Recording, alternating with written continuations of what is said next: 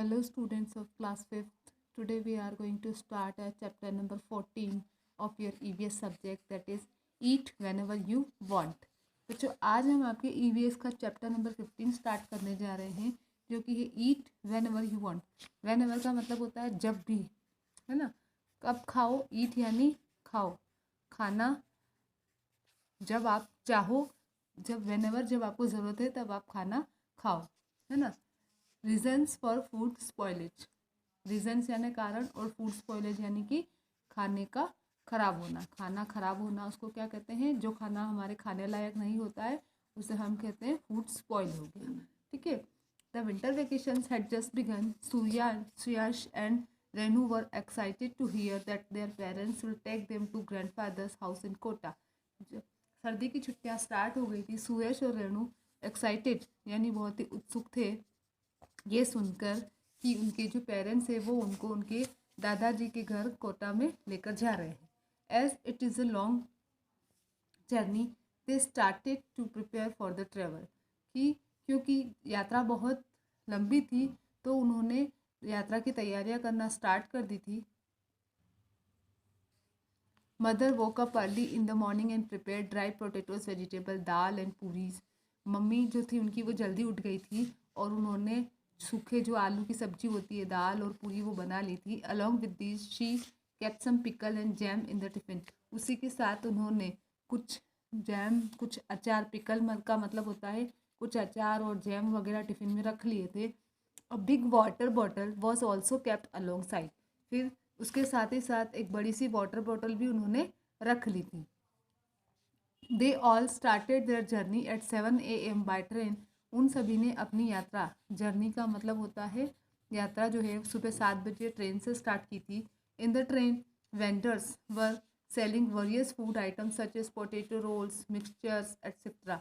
Train में जो vendors, जो सामान बेचने वाले जो होते हैं उनको वेंडर्स कहते हैं,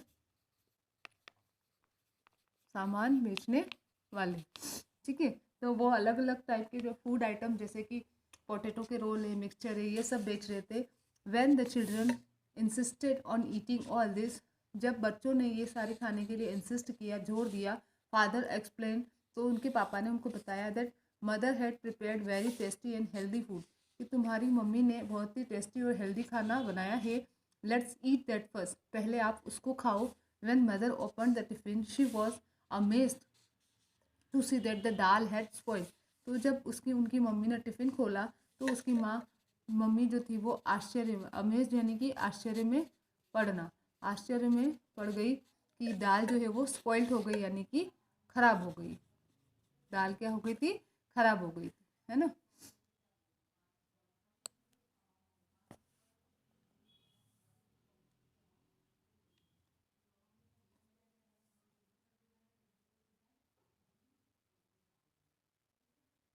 Renu asked her mother, Renu जो है वो उसकी मम्मी को कहती है, mother why did the dal get spoil, कि मम्मी ये जो दाल है वो ख़राब क्यों हो गई है। Mother told that the dal had got spoil due to excessively hot summer day. उसकी मम्मी कहती है कि दाल जो है वो इसलिए ख़राब हो गई है क्योंकि बहुत ही गर्मी का दिन था। She further said that she should not have prepared dal, और फिर वो कहती है कि उसे दाल नहीं बनानी चाहिए थी। अच्छा, आपको ये चीज़ ध्यान रखनी है कि ऑलवेज कंज्यूम फ्रेश फूड, हमेशा जो फ्रेश खाना होता है वही खाना चाहिए, है ना। अच्छा, आप ये बताओ, how would mother have come to know that dal had spoiled, उनकी मम्मी को कैसे पता चला कि दाल स्मेल हो गई, ख़राब हो गई, स्पॉइल्ड हो गई। तो उसकी दाल की स्मेल से पता चला। किससे पता चला? दाल की स्मेल से। Among all the food items why did only dal get spoil, इन सब में सिर्फ दाल ही स्पॉइल क्यों हुई? क्योंकि दाल बनाने में ही वाटर का यूज़ किया गया था, अदरवाइज बाकी सब में वाटर का यूज़ नहीं किया गया था। Why did dry potato vegetable not get spoil, क्योंकि उसमें वाटर का यूज़ नहीं किया गया था, इसलिए ड्राई पोटेटो की सब्जी स्पॉइल नहीं हुई थी। If they had consume dry potato after 2 days would it remain edible bye them. अच्छा, एक बात बताओ, अगर वो 2 दिनों बाद उस आलू की सब्जी को खाते तो क्या वो आलू की सब्जी उनके खाने लायक रहती? नो, वो उनके खाने लायक नहीं रहती। Which of these would not be spoiled even after 2-3 days? Pickle, puris, jam, dry potato, vegetable.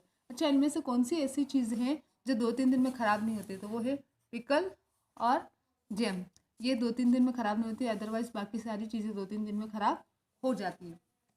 अब देखो आप स्पॉइलेज क्या होता है ना। स्पॉइलेज क्या होता है, एक प्रोसेस होता है। स्पॉइलेज जो है एक प्रोसेस होता है जिसमें कि फूड की जो डेट्रोटाइज जो है, फूड क्या होता है, ऐसे पॉइंट पर चला जाता है कि जहाँ पर वो एडिबल नहीं रहता, यानी खाने लायक नहीं रहता है, किसके, इंसानों के, और उसकी जो क्वालिटी है एडिबिलिटी की, वो क्या हो जाती है, कम हो जाती है। तो हम ये कह सकते हैं कि स्पॉइलेज एक ऐसा प्रोसेस है जिसमें खाना एक ऐसे पॉइंट पर चला जाता है, खराब, जो ऐसे पॉइंट पर पहुंच जाता है जो कि इंसानों के खाने लायक नहीं रहता है और उसकी क्वालिटी कम हो जाती है। So spoilage is the process in which food deteriorates to the point at which it is not edible to humans or its quality of edibility become reduced. Several external forces are responsible for the spoilage of food. खाना खराब होने के लिए कुछ exterior forces होते हैं। Food which is capable of spoiling is referred to as perishable food. अच्छा, वो खाना जो कि खराब होने की क्षमता रखता है उसको हम पेरिशेबल फूड कहते हैं। Renu asked her mother why pickles, sauce and dry potato vegetable not had get spoiled easily and quickly. Renu अपनी माँ से पूछती है कि क्यों अचार और जो सॉस और जो सूखे आलू की सब्जी वो खराब नहीं हुई। फादर एक्सप्लेन, तो उसके पापा उसको बताते हैं that the potatoes had been prepare dry by frying them in oil. जो आलू थे उनको ऑयल में फ्राई करके और फिर बनाया गया था। The prepared vegetable did not contain water, जो प्रिपेयर्ड सब्जी थी उसमें ऑयल और वाटर, सॉल्ट, विनेगर, ये सब जो था उसमें पिकल में, अचार में था। इसलिए सॉस में जो था वो प्रिजर्वेटिंग इंग्रीडियंट्स डले हुए थे, जिसकी वजह से ये सब लोग, ये सारी जो फूड आइटम थे वो पेरिश नहीं हुए, मतलब ख़राब नहीं हुए। अच्छा, एक डिकम्पोज एप्पल देखो, जो आप खाने लायक नहीं होती, कैसे हो जाती है। ये आपके पास जो बुक में देखिए यहाँ पर ये है ना, कितनी गंदी सी हो गई है, आप इसको नहीं खा सकते हो। यहाँ पर देखो ये एक ब्रेड दिख रही है जहाँ पर उस पर मोल्ड उग गई है, जो कि हमारे खाने लायक बिल्कुल भी नहीं है। मोल्ड क्यों उगती है, देखो मॉइस्चर, एयर और टेम्परेचर की वजह से जो माइक्रो ऑर्गेनिज्म आ जाते हैं फूड आइटम पे, उसकी वजह से उनका क्या होता है, स्मेल चेंज हो जाती है, उनका टेस्ट चेंज हो जाता है ना, और फिर ऐसा फूड जो है वो स्पॉइल्ड हो जाता है और खाने के लिए अनफिट हो जाता है। अच्छा, कुछ केमिकल्स होते हैं जिनका यूज़ करके हम खाने को प्रिजर्व करके रख सकते हैं। अच्छा, उसके बाद आप देखो हाइजीनिक फूड। हाइजीनिक फूड क्या होता है, during summer days food starts perishing quickly because due to high temperature micro organism remain active. गर्मी के दिनों में क्या होता है, खाना जो है जल्दी से ख़राब होना स्टार्ट हो जाता है, क्योंकि बहुत ज़्यादा टेम्परेचर होता है और उसकी वजह से माइक्रो ऑर्गेनिज्म एक्टिव हो जाते हैं। To prevent food from getting spoiled we keep it covered at some cool place और इन द रेफ्रिजरेटर। और खाने को स्पॉइल होने से बचाने के लिए हम उसको या तो ढककर किसी ठंडे प्लेस पर रखते हैं या फिर उसको रेफ्रिजरेटर में रखते हैं। After some time the vendors appeared again. कुछ टाइम बाद में फिर से वो वेंडर दिखते हैं। Suyash and Renu again started insisting to eat the stuff they were selling. फिर जो वो चीज़ें बेच रहे थे, सुयश और रेनू फिर से उसको खाने की जिद करते हैं। ऑन दिस फादर एक्सप्लेन, तो इस पर उनके फादर जो कहते हैं that while preparing such food people do not pay attention on hygiene and cleanliness, कि कुछ जो खाना है, कुछ आइटम्स बनाते हुए लोग जो हैं उसकी सफाई पर, स्वच्छता पर ध्यान नहीं देते हैं, साफ सफाई पर। therefore we should not eat them, तो हमें ऐसा खाना नहीं खाना चाहिए। which things regarding hygiene are kept in mind while preparing food in the kitchen at home। अच्छा, हाइजीन से रिगार्डिंग कौन सी चीज़ें आपको दिमाग में रखनी चाहिए जब आप किचन में खाना बना रहे हैं, तो सारी चीज़ों को सही ढंग से, सही उनमें उनको क्लीन करके और उनको अच्छे से वॉश करके, अपने हाथों को अच्छे से वॉश करके, जिन बर्तनों को बना रहे हो उनको अच्छे से वॉश करके फिर ही आपको किचन में फूड प्रिपेयर करना चाहिए, है ना। What is the level of hygiene at places where hoteliers or cartmen and vendors prepare food? Evaluate on the basis of the following points। अच्छा, ये जो पॉइंट्स दिए हुए हैं इनके अकॉर्डिंग आप देखो कि ये जो होटलें वगैरह होती है, जो ये ठेले वाले, लारी वाले जो होते हैं या वेंडर्स होते हैं, तो ये जब फूड प्रिपेयर करते हैं तो इनका हाइजीन का लेवल क्या होता है। जैसे कि वॉशिंग वेजिटेबल्स, क्या ये लोग वेजिटेबल्स को वॉश करते हैं? नहीं, तो यहाँ पर इनकी हाइजीन नहीं होती। Maintaining cleanliness of the surroundings, क्या ये अपने आसपास की जो सराउंडिंग है उसको क्लीन रखते हैं? नहीं। वॉशिंग हैंड्स, हाथ धोते हैं? नहीं। वाटर बिंग यूज, कौन सा वाटर यूज़ करते हैं? ये जो नॉर्मल वाटर होता है वही यूज़ करते हैं। क्लीनलीनेस ऑफ वेसल्स, क्या बर्तनों को सही ढंग से साफ करते हैं? नहीं करते हैं। Whether the food is kept covered और इन द ओपन, ये जो खाना रखते हैं वो मोस्टली ओपन ही रखा होता है, सिर्फ कुछ कुछ ही लोग ऐसे होते हैं जो उसको कवर करके रखते हैं। अच्छा, आप एक बात बताओ, are the food item available in the market nutritious or not, क्या मार्केट में जो फूड आइटम मिलते हैं वो न्यूट्रिश होते हैं या नहीं होते हैं? सारे के सारे न्यूट्रिश नहीं होते हैं। जो आप जितना अच्छे से आप घर पे खा सकते हो वो सारा आपको मार्केट में नहीं मिलेगा। Even wondered what makes mango juice and ice cola so bright orange and peas look so green and fresh। अच्छा, आप देखो कि मटर इतने हरे हरे कैसे दिखते हैं, मैंगो जूस और आइस गोला जो वो इतने ऑरेंज कलर में कैसे दिखते हैं, है ना। It's maternal yellow and melanchic green, the textile dyes which deposit being banned are used as food coloring agents। और टेक्सटाइल की जो डाई जिनको बैन कर दिया गया है वो फूड कलरिंग एजेंट्स के रूप में यूज़ किए जाते हैं इनको कलर अच्छा देने के लिए।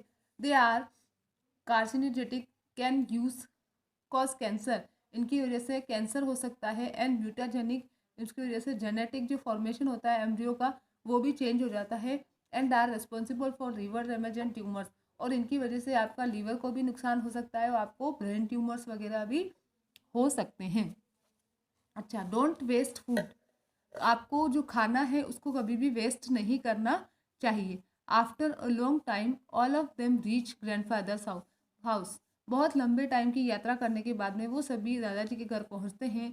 They all were happy after meeting him, वो अपने दादाजी से मिलकर सभी बहुत ही खुश होते हैं। In the evening they realized curry and rice, lady fingers, chapati, salad, dessert etcetera, but the children did not consume the entire food on their plate and left over food remained uneaten.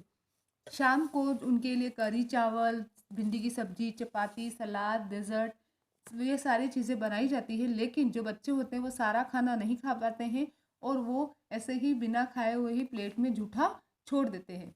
Seeing this grandfather said to them, ये सब देखकर उनके जो दादाजी होते हैं वो उनको कहते हैं, we should not waste food, हमको खाना वेस्ट नहीं करना चाहिए। We should take that much food on our plate, हमको सिर्फ जितना खाना हम खा सके उतना ही लेना चाहिए, इतना खाना ही लेना चाहिए that we feel to be enough to satisfy our hunger, जो कि हमारी भूख को शांत कर सके। सेटिस्फाई यानी कि शांत। By this action our country's food grains get saved, और इस तरीके से अगर हम करेंगे तो हमारे जो देश का जो अनाज है वो बचेगा।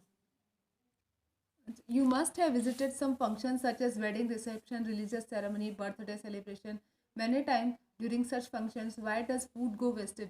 ऐसे फंक्शंस होते हैं तो बहुत सारा खाना इसमें वेस्ट होता है। क्यों होता है? क्योंकि लोग उसमें अपनी ज़रूरत से ज़्यादा ले लेते हैं। What measure can be implemented to avoid such wastage of food?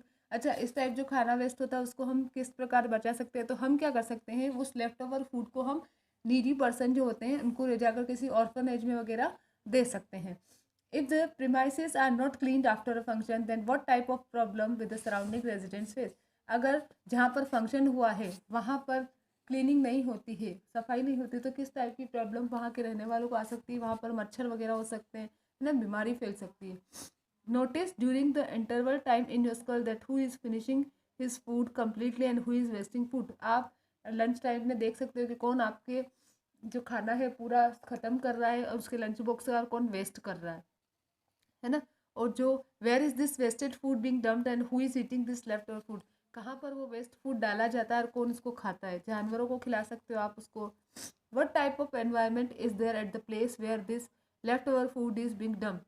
अच्छा, जहाँ पर ये खाना फेंका जाता है लेफ्ट ओवर वाला, वहाँ पर किस टाइप का एनवायरनमेंट होगा? बहुत ही गंदा एनवायरनमेंट होगा, मक्खी मच्छर वगैरह सारी चीज़ें होंगी और बिल्कुल भी आसपास के रहने वाले लोगों को बहुत ही इससे प्रॉब्लम होती होगी।